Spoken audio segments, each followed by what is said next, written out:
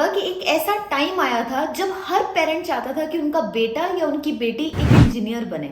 ऐसा क्यों कि एक टीयर 2 कॉलेज का इंजीनियर एक टीयर 1 कॉलेज के आर्ट्स या कॉमर्स स्टूडेंट से ज्यादा अर्न करने की कैपेसिटी रखता है। फिर कोई भी स्किल या कोई भी डिग्री हाई पेइंग तब बनती है जब उसकी डिमांड और उसकी सप्लाई में गैप होता है। Hi everyone and welcome back to the channel.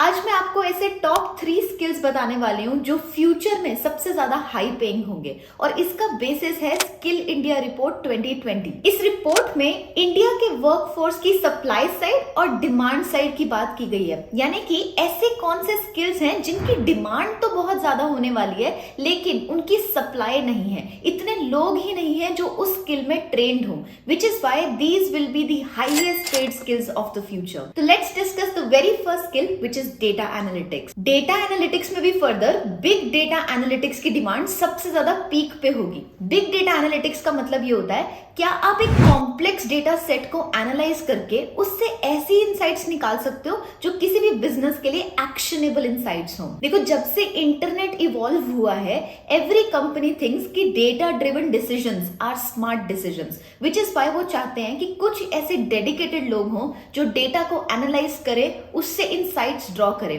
Which is why जो डेटा साइंटिस्ट का रोल है वो बहुत ज्यादा हाई इन डिमांड है। कुछ ऐसी बिग डेटा कंपनीज जिसके सबने नाम सुने होंगे वो तो हमेशा से डेटा साइंटिस्ट हायर करते आई हैं। For example Google, Microsoft, IBM या फेसबुक। लेकिन आज की डेट में ऐसी बहुत सी नई इंडस्ट्रीज हैं जहां डेटा साइंस और डेटा एनालिटिक्स की जरूरत है।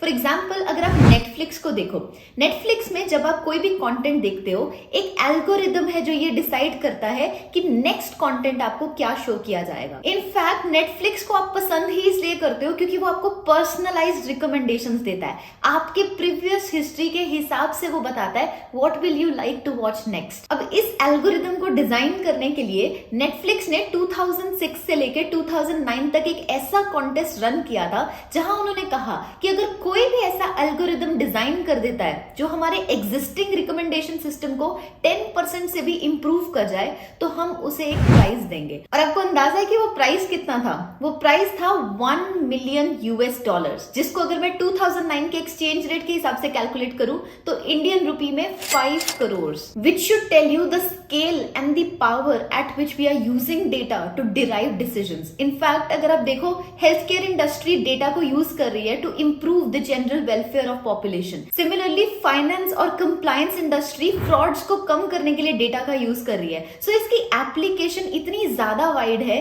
कि demand is going to rise in the future. So अगर कोई ऐसा स्किल है that I would highly recommend you to work on, that is data analytics. The second skills are technical skills. अब यहाँ पे कुछ लोग कंफ्यूज हो जाते हैं कि क्या डेटा एनालिटिक्स एक टेक्निकल स्किल नहीं है?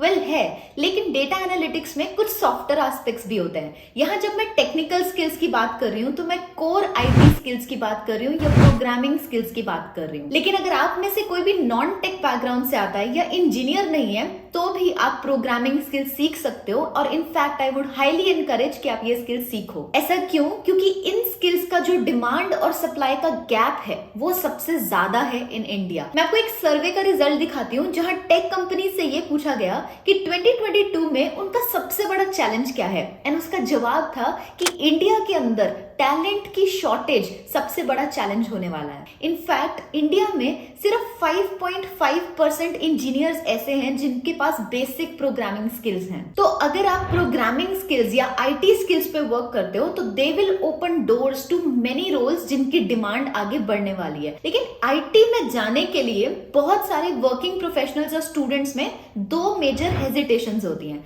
सबसे पहला, लोगों को लगता है कि अगर उनके पास कोडिंग की कोई नॉलेज नहीं है तो वो आईटी में एंटर नहीं कर सकते। ऐसा बिल्कुल भी नहीं है। इनफैक्ट आईटी में एंटर करने के लिए आपको बेसिक ग्रेजुएशन चाहिए in any of the fields and you can still learn these skills. दूसरा सबसे बड़ा चैलेंज है कि क्योंकि आईटी में इतनी तरह की जॉब्स है, there is front end, back end, data analytics, quality assurance, data science and so many others, how do you make the choice कि आपके लिए कौन सी जॉब सही है without wasting so much of your time और money. इन दोनों ही प्रॉब्लम्स को सॉल्व करने के लिए I would recommend you to check out the partners of today's video which is coding invaders. Coding invaders का एक ऐसा कोर्स है called IT profession from scratch to employment जो आपको इस रिस्क को अवॉइड करने में हेल्प करता है। कैसे?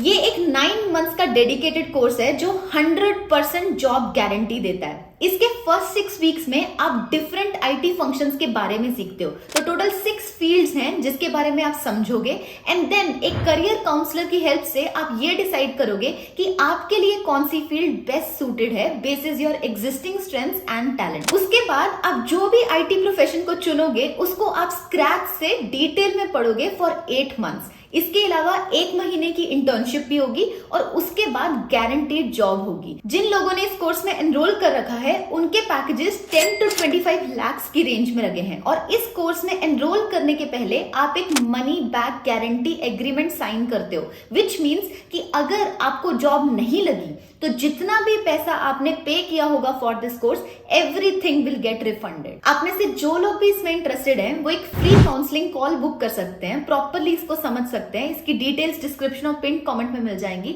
And you can also use SA30 which is my code and you can get 30% of in job guarantee batch. अब डेटा एनालिटिक्स और आईटी स्किल्स दोनों का ही टेक केयर ये कोर्स कर सकता है, लेकिन जो तीसरा स्किल है जो काफी हाई इन डिमांड है दैट इज डिजिटल मार्केटिंग। एक बहुत बड़ी मीडिया कंपनी है कॉल्ड ग्रुप एम। आप में से जो लोग भी एडवर्टाइजिंग या मार्केटिंग में इंटरेस्ट रखते हैं उन्होंने डेफिनेटली ग्रुप एम का नाम सुना होगा।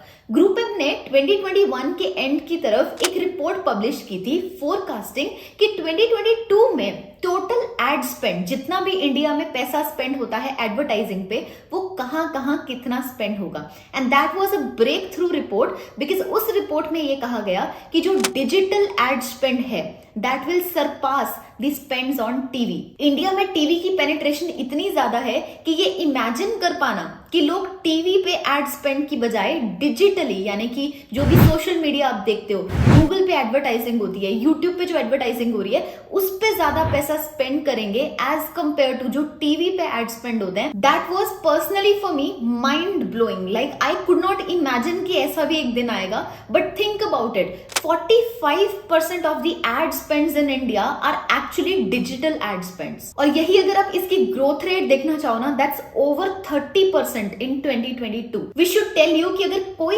ऐसा एरिया है which is rising in the future in the marketing domain, that is digital marketing. In fact, companies like Google have launched their own free as well as paid courses in digital marketing because they know this is high in demand. You know, 2021 में LinkedIn ने एक बहुत ही astonishing figure reveal की थी।